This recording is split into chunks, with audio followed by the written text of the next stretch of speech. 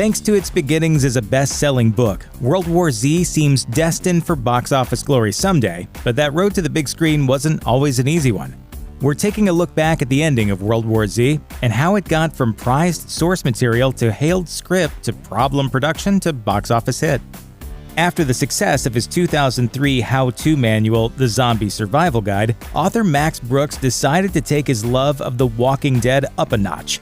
His next book was a harrowing oral history-style novel set in the era after the outbreak of a virus that reanimates corpses and nearly wipes out the human race. In it, a member of the UN Post-War Commission travels to locations around the world, conducting interviews that take the reader from the first hotspots to the collapse of society to the darkest moments, when humanity finds a way to fight back.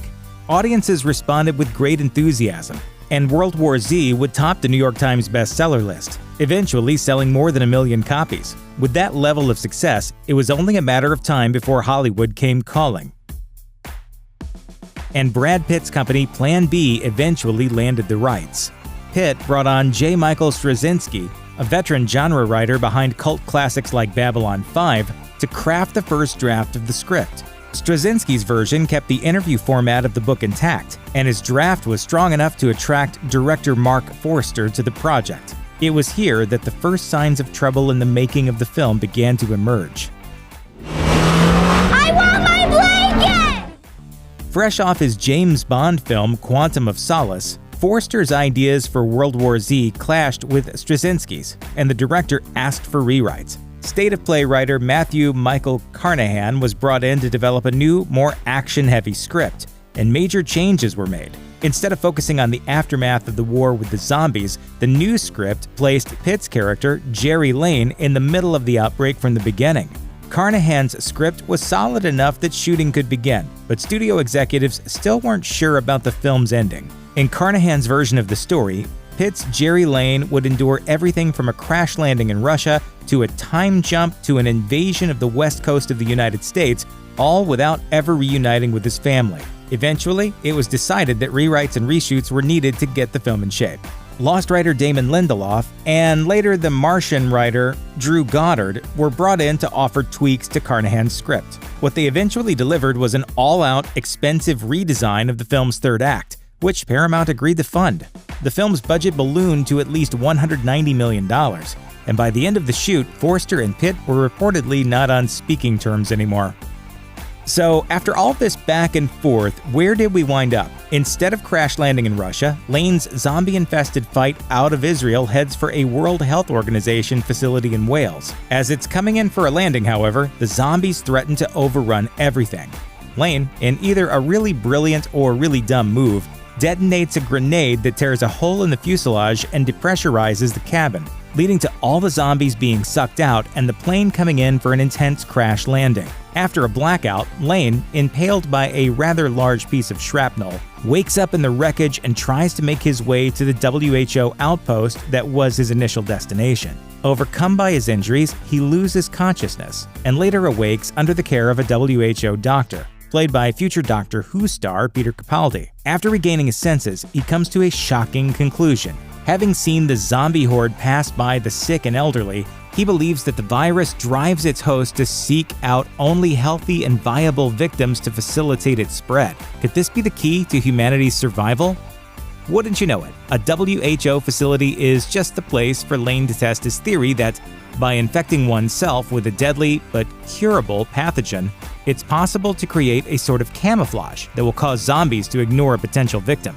The only problem is that the lab containing the types of pathogens he needs is in the zombie-infested part of the building. In order to figure this all out and possibly save humanity, Lane and his companions have to embark on a sort of stealth mission, sneaking their way onto a particular vault without alerting the dormant undead wandering the halls. Here, we see the results of Lindelof and Goddard's effort to scale the action down to a more personal level. Rather than an epic battle, we're treated to a tense game of cat and mouse as Lane and company tiptoe their way toward the relevant vault. While they're eventually separated, Lane does get where he needs to go. Once he's there, however, he's trapped by a zombie blocking the exit, which is the perfect impetus for him to conduct the kind of experiment that only works in the movies. Injecting himself with an unknown pathogen, he then opens the door, only to find himself ignored by every zombie he encounters on his walk back to freedom. Just walk right past them. That climax having happened, we then move into a conclusion that dovetails somewhat back toward the larger geopolitical scope of the book. With Lane's theory proven correct, we see the distribution of an injectable vaccine brewed from a strain of meningitis to people around the world, as humankind begins to fight back. We see scenes of various battles, including some of the footage of the Moscow fight from the original cut's ending. Zombies are burned, evacuations are conducted, and a note of hope on a global scale is sounded. If you can fight, fight. True to the rework's purpose, however, the main focus remains personal, as Lane and his family are happily reunited in a safe haven in Nova Scotia. Pitt's voiceover speaks of a war just begun, but for his character, it seems the journey has ended in the best possible place, back together with his wife and daughters and out of harm's way. It took a while for World War Z to finally make the leap from page to screen, and the film version endured more than its share of battle to get there. After all that, would audiences respond to the film? Yes, they would. World War Z exploded to a box office take of $202.4 million domestically and $540 million worldwide, which were pretty great numbers for a film with such a troubled production history. It also earned the biggest opening weekend of Pitt's career, devouring $66.4 million in its first 3 days. Despite its troubles, World War Z's success showed that audiences were still hungry for more zombie stories, even in a world already saturated by the likes of Zombieland and The Walking Dead. Meanwhile, everyone involved emerged unscathed.